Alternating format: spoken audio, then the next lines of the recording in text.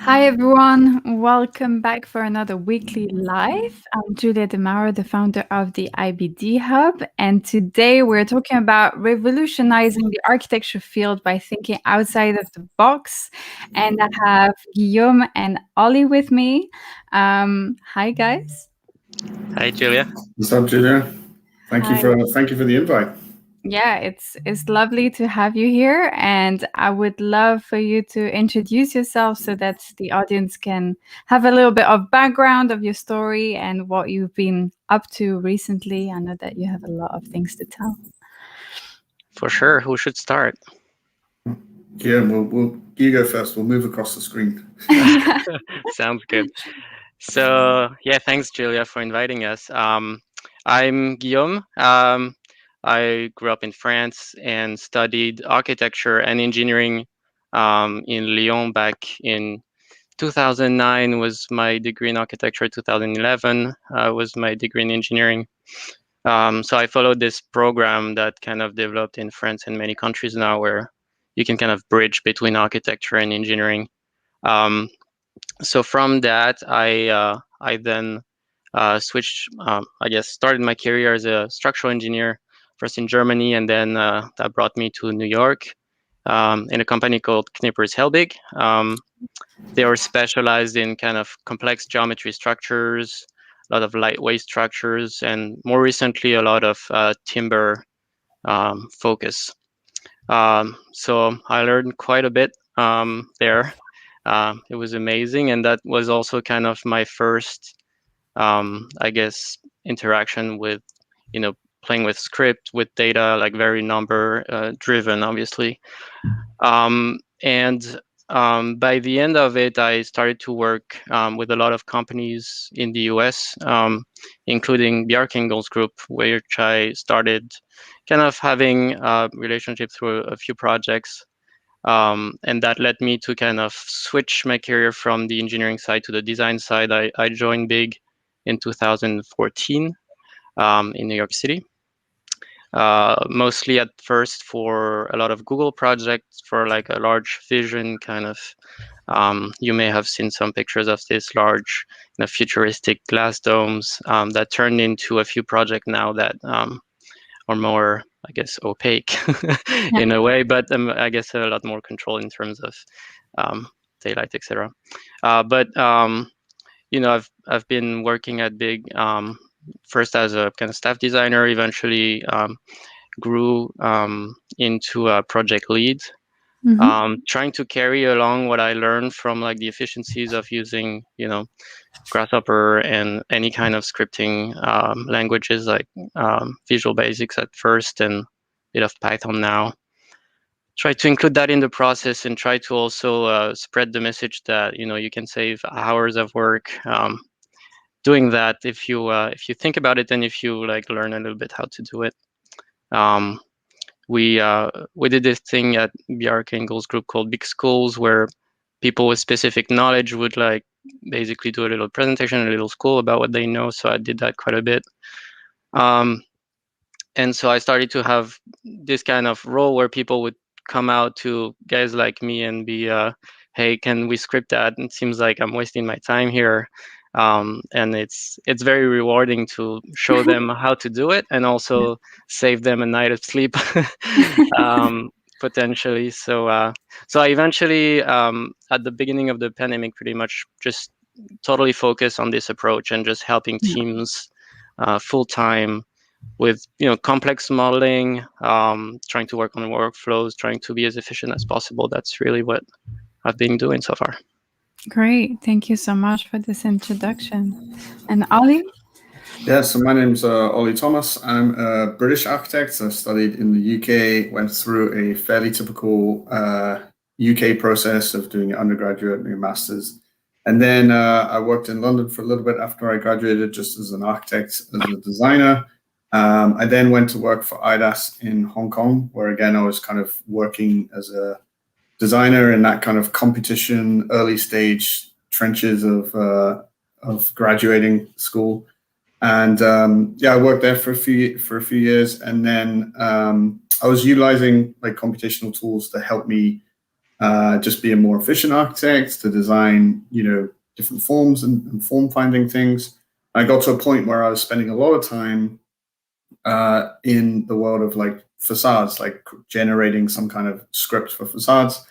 And I came across a company called Front, who are a facade consultant firm, but they have a real kind of computational element to them. And so in Hong Kong, I went over there and worked with them, working on kind of buildings with complex geometry. I worked for a couple of years on the Morpheus Hotel in Macau with Zaha, and like trying to turn their design into built form using Rhino and Grasshopper. And then after spending some time as a kind of facade consultant / computational specialist, I wanted to jump back into the architecture world, and that's when I joined Big about almost 3 years ago now, where I work as a specialist. So I initially joined as a BIM specialist. I'm now a design technology specialist, and so I'm work with kind of one foot in the teams. I'm helping teams on a day-to-day basis, particularly in the world of BIM and Revit, and translating a project in the early stages to the documentation stages. But I'm also with Guillaume, also helping out with the computational side, and also testing and implementing new tools and technology, where my other foot is kind of on an office-wide scale, looking at what technologies we can incorporate it into the unique design process at Big. And that's kind of where I think Guillaume and I share a little bit of experience, like background, in that we both spent some time in this kind of consultancy role, working with architects, I think, using computational tools. So I think that's a unique experience that we both shared. And, we started to teach Grasshopper and computational tools more in the office to try and empower the designers to whatever level of Grasshopper they're at. We were just trying to help them aid and improve on that. And yeah, more recently, we founded the Archi-Tech Network, which is a kind of platform where we want to talk around everything around the subject of architecture and technology, also with a sprinkling of business and entrepreneurship, which we're here to talk about that. Because I think we felt like, you can tune into architects talking about design all day long, but there's still not as much of a conversation about the technology behind projects, the technologies we use as architects. And so, we've been slowly starting just on Clubhouse. Obviously, that's where we connected with you, Giulia. And we've had discussions on a weekly basis, and that will eventually evolve into kind of online courses, videos on YouTube and online platforms. So, yeah. Yeah, well, great. Thank you so much for introducing yourself. Guys, if you have any questions along the way, please make sure that you comment so we can see them and answer them. So today we're going to talk about revolutionizing the architecture field by thinking outside of the box, because as you said, like in your architect talk, you guys bring up a lot of relevant topics about innovation, but also how to make this innovation into an entrepreneurship journey almost. So it's also important to acknowledge a lot of times us architects, we think that innovation and technologies are more in the research part of the company, or like something that we fund and then never really have time to apply to projects. But you guys are trying to take it the next step and try to think like, okay, how can we make that into an idea that is monetized and a service that actually works, right? So in your opinion, what is a little bit the problems that we have in the field of architecture in terms of how far we have come in innovation compared to other fields? Well, yeah, I mean, the AEC industry as a whole is has been slow to adopt technology. I think there's a statistic that the construction industry is one of the few industries to decline in efficiency in the last 10 years, which is crazy when you think about that. Like when you think about other industries, how far they're advancing, and a big part of that is the adoption of technology. there's many different things. It's like buildings are getting more complicated. We're having to build faster. We're having to build more sustainably. And technology is not the silver bullet to all these things, but I think it's a big component of making a big leap in that area, as the AEC industry as a whole. For architects as well, I think I definitely am seeing maybe a movement of a bit more of an entrepreneurial approach to projects and things like that. It's that classic, we're a service-based industry. We look for developers, and at the same time, there's that quote that a great client makes a great project or something like that. But you then look at technologies like crowdfunding, or maybe even cryptocurrencies that are more real estate based, give us opportunities to kind of create our own projects and things like that. So I think it's hard to pinpoint like a specific problem at the moment, but I think it seems as though the industry as a whole is ripe for innovation right now. And I think technology is a big component, like the tools that we use as architects to design things. Technology is giving us new opportunities to pursue or create projects. And also technologies influencing design itself, like how does the automation of cars is going to change the streets of our cities? How is the introduction of drones going to change like the way they interact with buildings? I think it's a really interesting time to be in this field, because I feel like there's so many interesting things coming that could really disrupt the way that we work. Yeah, I think there is also there's this position, I think, from architect to be the creative, and it has a long history of like doing things manually and going through a process, etc. And then there is a bit of a stigma of technology to be like, it works if you do like tech architecture, which is insane architecture that goes in every direction, and you don't have a choice. You need to use technology to solve these things. But you don't, the stigma, trying to break it a little bit, like technology can help you in so many different ways, even on the simplest possible geometry I can think of. I think you can really like track what you're doing, at a very early stage, like quickly get your area, try to know like, where you are with your project, what are you trying to propose, etc. So we're really kind of working more in this kind of aspect of technology in architecture, more than, using technology to just do insane stuff that we cannot do today. I think it's kind of like the two sides. I think there is also a thing where, technology is a bit more, I guess, depends on the consultants, but there is a lot of money and a lot of time on the contractor side, and that's where you can see like huge improvement and things go fast, and they have the time and resources to do a lot of research, and really they get a lot of, they get a lot back from being more efficient, obviously. And I think we need to learn from that and try to also kind of close this, or build a bridge, I guess, between us and, all the environment around us, and try to find ways to communicate more efficiently. And I think that's where also technology can help us a lot. If we find a common, data structure or whatever that works for everyone, then suddenly, that's kind of like the idea behind BIM, is like everybody collaborates on the same platform. And I think that's where the biggest promise is for me. It's not necessarily in the kind of generative aspect and, having a computer generate your architect for you. I mean, maybe it will happen someday, but I don't see it coming so soon, thankfully. We still have our job safe, but no, it's more to me in the collaboration and kind of in the control of what you're proposing in the communication.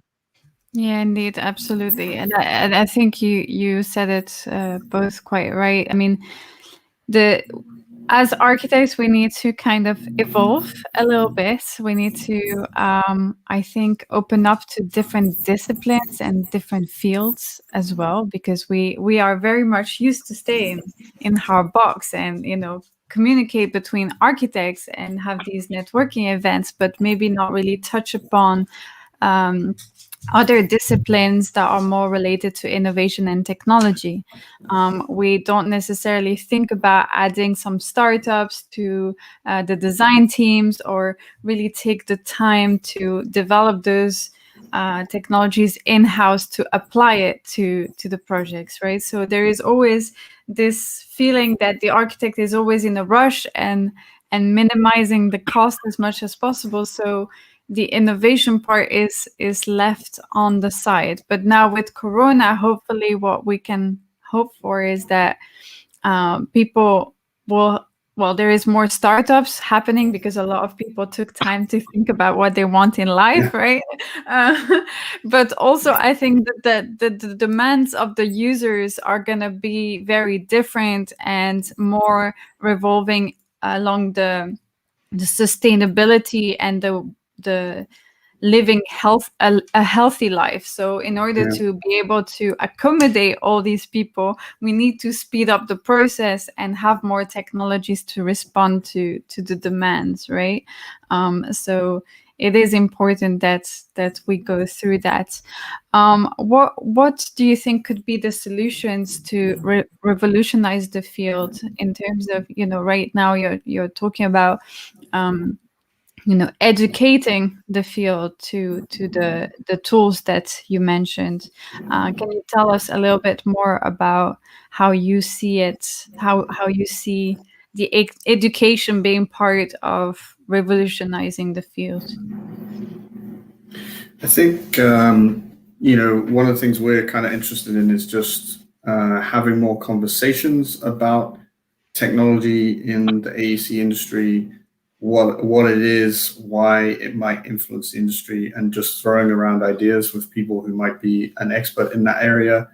I think there is a growing gap between university and practice in terms of like a lot of things, like the tools that we actually use to design things, and they can be from the basics of Rhino, Grasshopper, Revit, that kind of thing, to just understanding how buildings get built, the process of designing to building.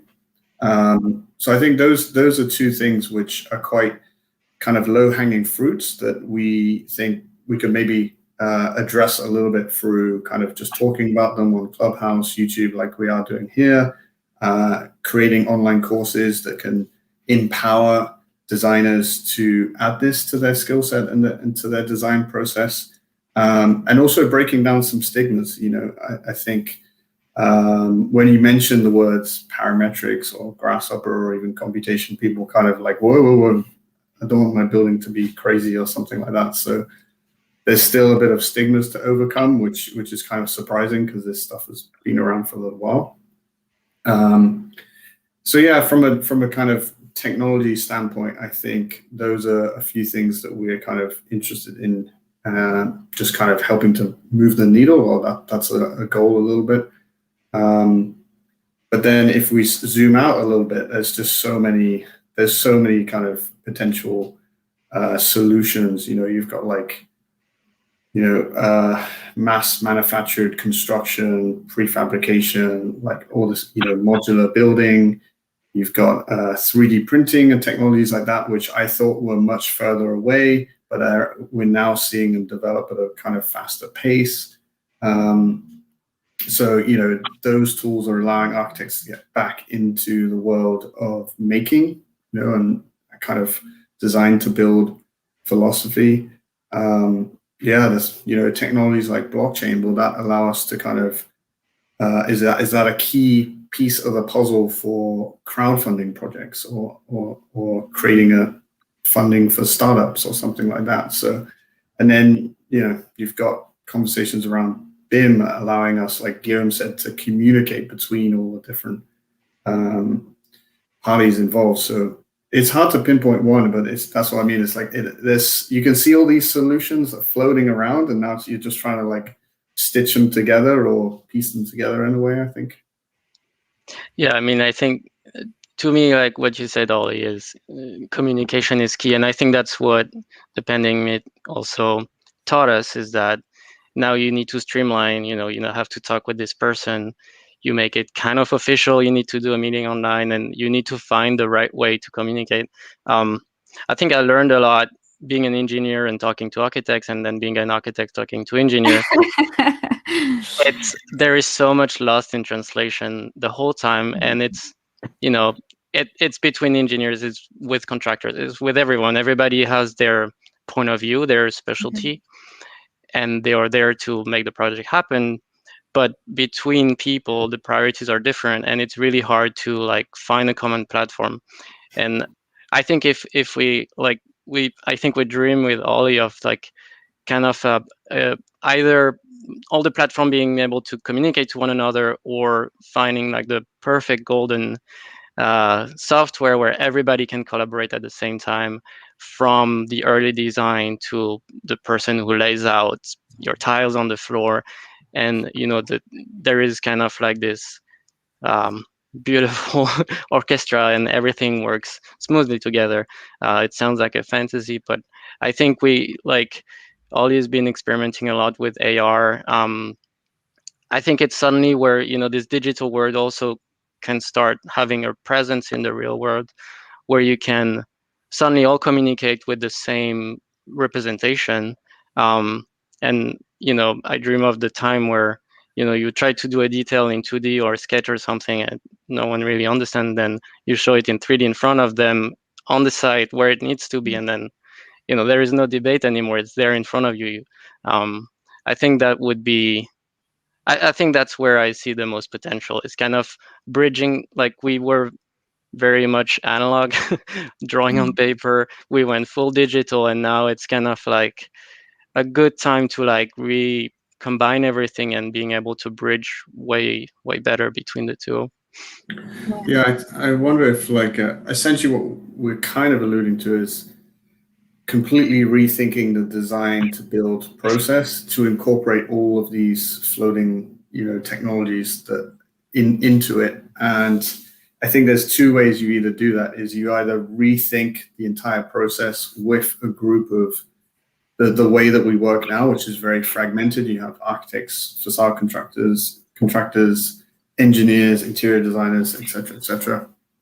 You either get a group that are all kind of maybe fluent in these different kind of tools and technologies, and kind of rethink the entire process, or we're starting to see kind of people honing in on a particular typology or type of building, like housing or offices or something like that, and rethinking the entire design and build process as an in-house process, like you would manufacture a car. So I think it's kind of which one will emerge first. I would imagine the latter, like a specific kind of typology that you completely rethink the design to the construction process. So, and then that's what you're starting to see now with these kind of different construction startups and things like that. Yeah, and what you said, Guillaume, really resonated with me about the BIM. We thought that with BIM everything, all communication would be sorted out in a way, because that was the goal, right? To be able to communicate between different disciplines on the same project, and also give the opportunity to the client to view in real life a little bit what the project would look like, and also avoid errors on site, right? But we're not there yet.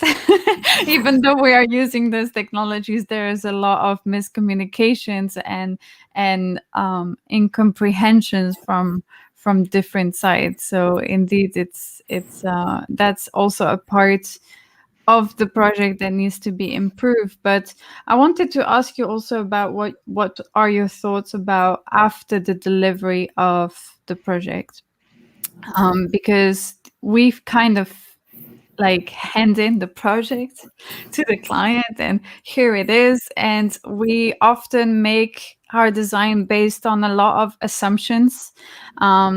We think that the users are going to move a certain way and so on, but it's not really based on data. And my question to you is, how do you think that we could use the the results of what the design does to users, and then use it in order to improve the next project. Yeah, I mean, that's spot on. There is this thing where, and that's also why, building, construction, and architecture is inefficient, is that every single time you restart a project, it feels like you start from scratch again.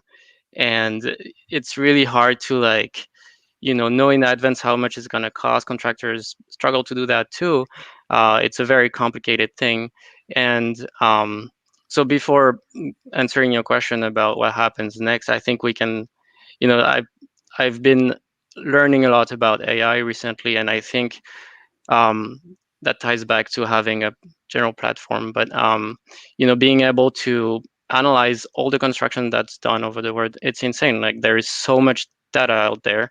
We could understand so much more if we were able to process all of this and try to say, okay, my building looks like my neighbor's. He's not gonna necessarily match exactly, but it's gonna give me a good kind of ballpark of where I am. And then if you compare this project to like the mass of construction that happens in your area or even in your country, then you can start being like, stop being siloed into your one project and just like really do a much smarter project in general. And then this ties back to like, data comes from like all the construction process, but potentially from like sensors in the building, trying to understand how it works in terms of energy or behavior of people, etc.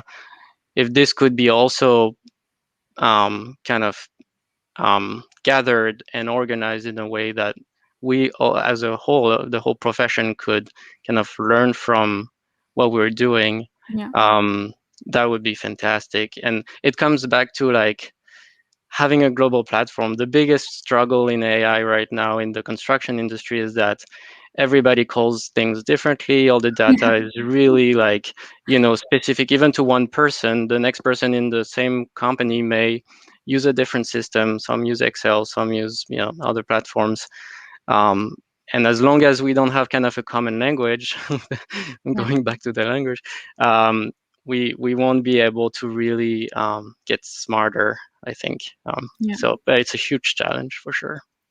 Yeah, because I talked about this with the Danish, the equivalent of REBA, but the Danish one. I think it's called Royal Architecture Institute or something. And they did publish a book where all the projects of Danish architects were analyzed after the delivery of the project, so you could see what worked, what didn't work, what could be improved. But then they just kind of left it there. So I was like, okay, so you're gonna hire someone to use this data, make a program so we can all have this data going on. But the thing is, oh no, it was just a research project, and now it's there on the shelf, right? So Yeah. so And that's there's the a thing. little If you bit. do a research project and you're able to build the data and really format it the way you want it, that's nice and it's clean. And that's great. I mean, it's what, where the technology needs to go. You need to somehow start somewhere. But the biggest struggle is like, how do you extend that to like the Sure. whole ecosystem of all the building industry? Yeah. And Ollie, sorry, go ahead. I was gonna No, ask yeah. I was gonna ask you a question related to how you were seeing the architecture field improving and having innovations from a business standpoint. You Yeah. talked a lot about the value proposal and the business model that architecture practices have.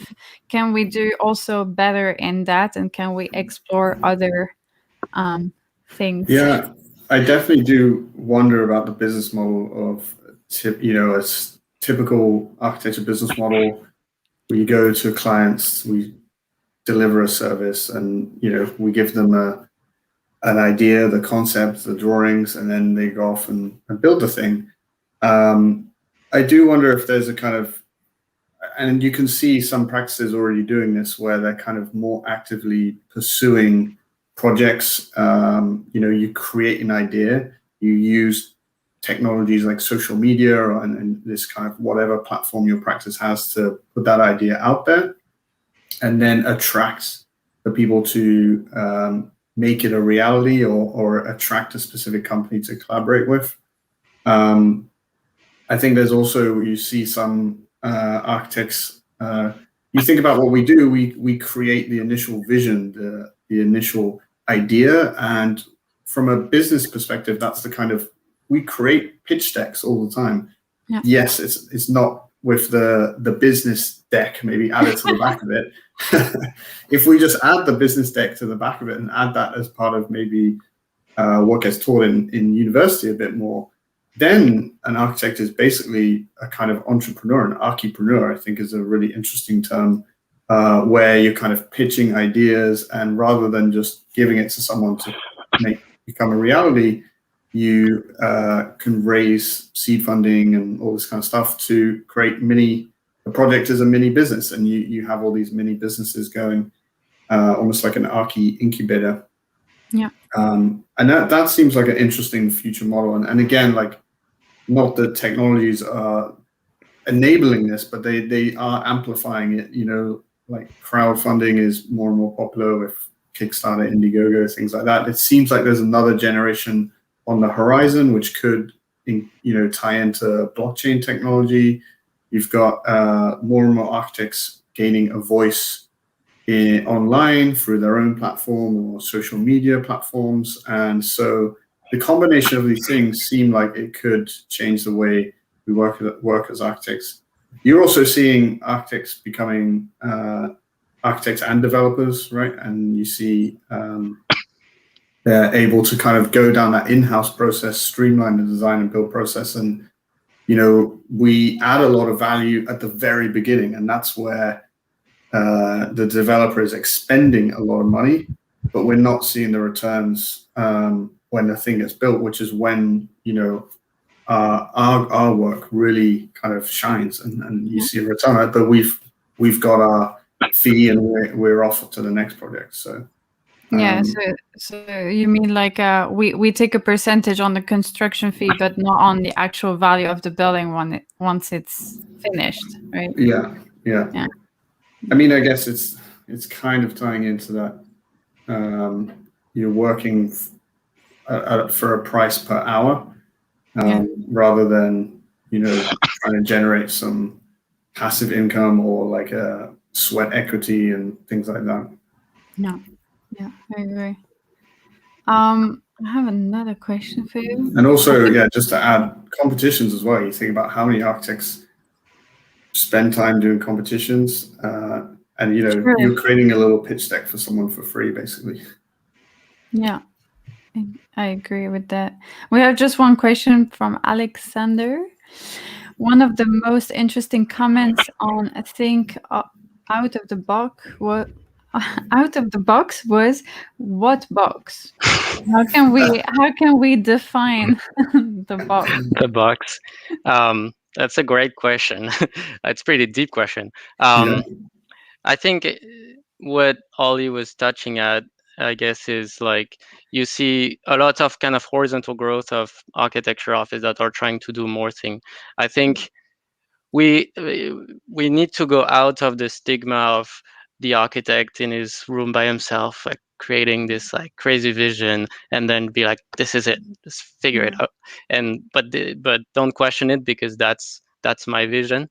I think this model is gone, or maybe it survived in a very few specific times, but now more and more companies are including, as you say, Oliver, like engineers, like big house engineers in Copenhagen, just talking about the project at the very beginning. Some companies or developers as well, having the whole economic kind of parameters in their heads. Some include contractors as well. Biggest partner recently with one of the biggest contractor in Denmark. to really try to understand the field and not just the design. This kind of like which we Standalone. need, but it doesn't live by itself, and it's not at the top of the pyramid. It's like parts of an ecosystem. So I That's think true. that's the box. It's not a box; it's a pyramid we're trying to break. The other important thing is not to build a box inside the box. So you're not kind of stuck in the ways that's always been the normal, right? I think it's sometimes questioning the norm, especially as you look on the horizon of new tools and technologies and movements that are on the horizon, and how this may change what is considered the normal way of doing things. We've been building for concrete for years, and I'm sure we still will build with concrete. But when you imagine it like an alien came down and you say, how do you build this skyscraper thing? It's like, I pour this liquid stuff into these molds and just stack them on, like I keep doing it till I get to the top. And you think that's the way, that's the way you build. So I think, just questioning what the norm is, like taking the time to understand what's on the horizon, what technologies and tools are available now, and seeing how you can kind of the intersections between them to create new approaches and new ideas for buildings, ideas, things like that. You're absolutely right. And you make me think about the fact that very often, well, that's what I see with some clients or people that I connect with sometimes. They advertise technologies such as BIM or such as building only in wood, and other sustainability things, but they don't really know how to do it, right? So they feel pressured by the market to do the marketing about these technologies, but then when you come to the core of it, someone that's advertised saying like, okay, we work in BIM, actually they work in Revit, and they don't do the communication between disciplines, right? Or someone that says like, we built all the structure in wood, actually is not true, because there is still some concrete and some steel that have to support the building somehow, right? So come to a point sometimes where we do advertise the technologies, but we are not really sure we have them yet, right? And I was wondering what you thought about that, since you are more, specialized in that. Yeah, I mean, you need to be a bit careful about big buzzwords. I mean, being sustainable is an obvious kind of like, you cannot say anymore, well, no, my company is not sustainable, we don't care. Like, that's not gonna fly. But everybody at their own scale need to like, take the time, get the resources, hire, specialists as well to get there. And it's not an easy process, and each project have a lot of different parameters. Sometimes the client is really pushing to get the best. Sometimes clients are just not as interested. So you need to also like work with what their priorities are. So our mission is just to say, let's never forget about it. Let's always ask the question, and then try to push everybody to do their best. I think that's really what it is. Yeah. I think also you're always balancing like the parameters around a project. So, in some cases, the full potential of a technology is not quite there yet. Like BIM you can only use it as a communication tool if the people you're communicating with are also using it. Like the mass timber example, the technology or the building regulations may not quite allow you to do a fully timber building, so you have to compromise and do like a concrete core or something like that. Sometimes timber's not even a possible material. You still got to use concrete, but maybe there's a way that you can optimize the structure so you're using 50% less of the material that you would have done, and things like that. So I think you're always always kind of juggling real world parameters. I think that's what Guillaume and I have always done in our career. We've always been working in practice. I think that's what we're also interested about talking about. How do you use these tools and technologies in practice in a real world situation? Because not every contractor has like a robotic arm waiting in their factory, or like a flying drone that's gonna inspect their roof, or all these kind of things. Yeah, I mean, there is, I'm not going to say names, but there is some companies that advertise even like they build a sister company or something and advertise like AI or a product that then in practice that don't know how it works yet, but we will find out once the project is here, So it's to me it's winning, trying to be innovative before being innovative, right? Like so I mean, to me, like the main part of the job is just don't like trust and just like do your own research as much as you can. Like if you hear someone talk about AI, like what does that mean? Like, is that machine learning trying to predict something, recognizing a pattern, or is it like this crazy machine that does everything by itself that just doesn't exist? And people talk a lot about it without really understanding. I'm not a specialist, but I don't pretend to be one, and I just know like the basics to know like, okay, this tool could help me in that case. It's not like the mighty sword or anything. It has this potential right now. Other industries use it this way. It's using a computer is not going to create the best architecture you've ever seen out of nowhere. It's going to maybe replicate something that worked at best. So yeah, just be curious, do your research. There's a lot of information out there, especially on technology. It's just that's kind of like our goal, is to try to create a platform where people talk about technology, but in real terms, like what are we talking about? What are you trying to achieve? What are the actual parameters you're working with, and what type of goal you can get to with this technology, and not necessarily shooting to the stars day one. Yeah, because you guys also talked about NFTs, right? Like, for instance, a lot of architects now are like, yeah, I'm going to have an NFT and stuff. But I wonder if they really understand what it is.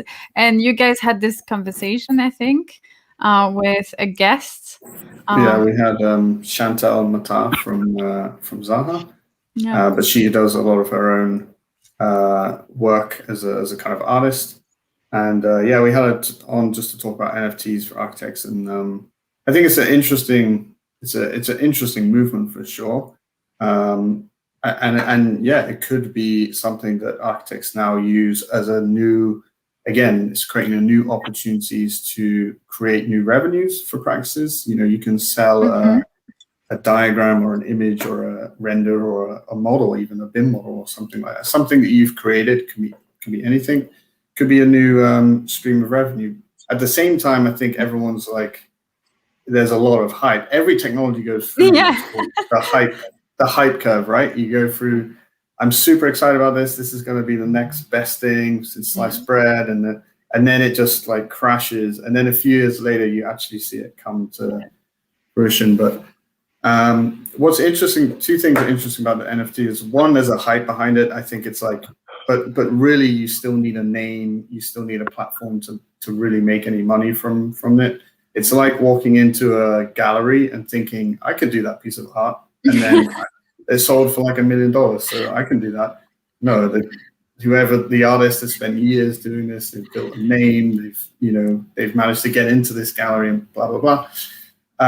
But I think one of the things that is interesting is like NFTs. People are getting excited about NFTs, but what they're actually excited about is blockchain, the underlying technology. And I've seen like a new wave of interest in kind of blockchain in general. At the same time, the crypto world is kind of booming and crashing and booming recently. So, I think architects are kind of, there's a new wave of interest in blockchain via the NFT hype. Yeah. So I think that's a kind of interesting one, but and who knows, like if this could be a new big thing for architects or not.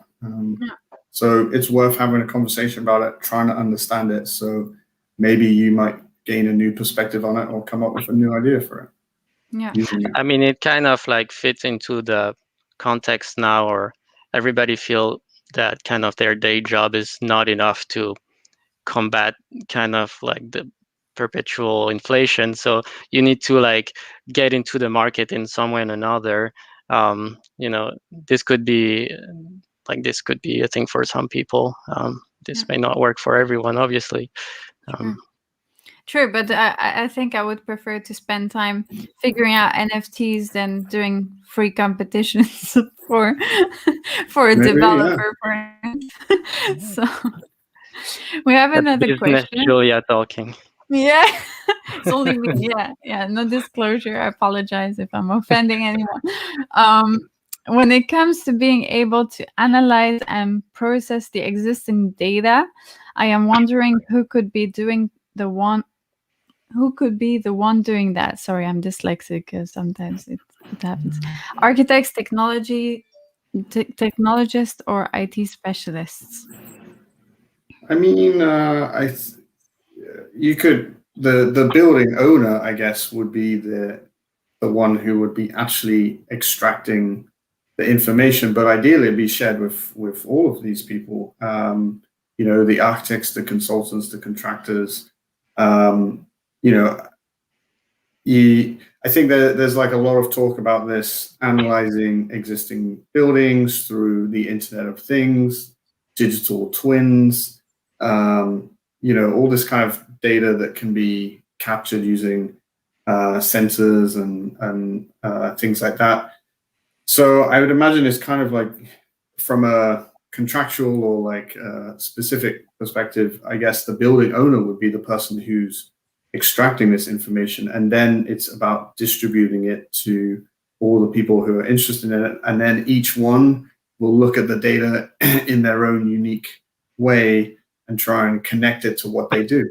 Obviously, a facade consultant is going to be much more interested in the regulation of heat within the building, for example, or natural light levels or something like that, right? And so, I think it would be the building owner, and maybe that's another avenue of revenue for a developer or real estate owner, whoever owns the building. Like data is the new gold, or is the new what am I trying to say? Like asset. Yeah, so, I think as you say. Sorry, go ahead. Yeah, no. I think maybe that's a way to supplement, the building's revenue. Yeah. Yeah, as you say, I think everybody sees in that different things. The architect, the contractor, the developer, the client, they're obviously not interested in the same thing. So I think my answer to the question is like everyone should and try to get what they want out of it. It's not just siloed to just one specific person.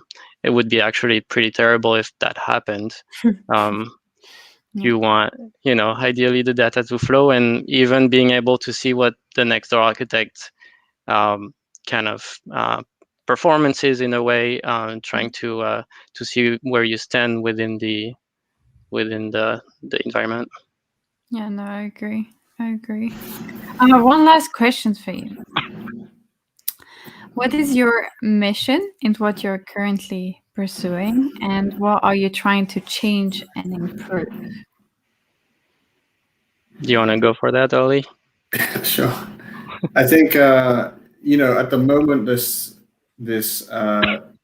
starting this journey of Archi-Tech Network, our mission is to try and just create more conversation and adoption of technology in our industry as architects, but also the AEC industry, and see if we can try and change and improve the understanding of these tools, the implementation of these tools, incorporating it into your design process, into the build process, and see if we can just move that needle of adoption in technology in our industry, because it does seem to be a little bit slower than other industries. We're also a trickle down technology industry. Like when, technology is not necessarily created in the AEC space, but like most technology, it comes from the aerospace industry, or we're seeing a lot from the film and game industry. So, it's not like these technologies take time to get to us so that we can actually use them and implement them in a pragmatic way. But yeah, I think with the Archi-Tech Network, there was a few things like that Guillaume and I both kind of shared. There's a growing gap between university and practice, as we mentioned. There's a kind of slow adoption of technology. And we also find there was a kind of gap in learning these things from practicing architects that use these things on a day-to-day basis. So yeah, I think that's our immediate mission and goal. Yeah, I guess like to continue that thread, I think the goal is to make everything that's going on visible and understandable. You go to university to like 5 years, say, you may have learned how to use, and in my case, I learned how to use SketchUp and Photoshop. Turned out I never used SketchUp professionally. And I wish that I had a little bit more vision of like, I want to work in the US, say, what's like, what are people using there? How can I get there? Because then if you really want to work there, if I say I only do SketchUp model, people are not going to be that interested. So I think, not that SketchUp is bad. A lot of offices use SketchUp, but just like for my case, it was not the appropriate tool. I guess we want to show like what's out there, like what are the benefits, like what does it help you do, and also maybe for small businesses that have just one employee or whatever, they don't have time to try everything and figure out what's best for them. I think we want to help them say like, okay, you have this project, you have this vision, um, we are there to kind of like dissect what's out there ideally, and have a group of people that have used these tools in specific contexts and really see like where it can take you and how to get there, and kind of visualize how much time and effort it will take for you to adopt that. Yeah, sounds good. Well, you guys are on the right track for sure. So thank you so much for coming on this live. It was lovely to have you, and I was wondering if you could tell where people can find you and get in contact with you. Yeah, you can find us on Clubhouse under Archi-Tech Network. We're on Instagram as well, Archi-Tech_network, and also LinkedIn. And so each week we'll have a talk and we'll post the upcoming subject and any guest that's coming up on either of these channels, Clubhouse, Instagram, or LinkedIn. So if you follow us on any of those platforms, you'll see upcoming talks, and you'll hear of any upcoming videos or online courses that we'll have in the future. Great. And yeah, you have also personal pages where people can go to, I imagine. Yeah, you can find me. Or no, you don't want spamming. Yeah, I don't mind. Yeah, you'll find us on LinkedIn, Instagram. You can find me at Olly OLLY_T, 4 underscores. Yeah, because Ollie and Guillaume never show really their faces on social media. Yeah, Ollie is always in his Burning Man kind of. Yeah, hidden behind the goggles. And you, Guillaume? Yeah, you can find me on LinkedIn too, Guillaume, and my family name is Evain, Evain, almost like the water, but not quite. Wait, I have it here. Yeah. There you go. Perfect. Thank you so much. And yeah, we, for my part, we have a new mastermind group. So if people are interested in learning about business within the architecture and real estate field, just DM me so I can invite you to the mastermind classes. We're gonna have our first session tomorrow evening. So if you're interested, just let us know. And we'll have a talk also on Clubhouse tomorrow about I lost the word about crowdfunding for architects. So I was just going to look on Clubhouse for you. yeah, Ollie and Guillaume, if you have time to join, I would love to have your input as well. And for the audience as well, if you want to join, that would be great. So thank you both for being here and answering all the questions. And thanks for the invite. And Thanks, Giulia. we'll be talking soon on Clubhouse again. yeah, for sure, 100%. All right, see you soon. See you.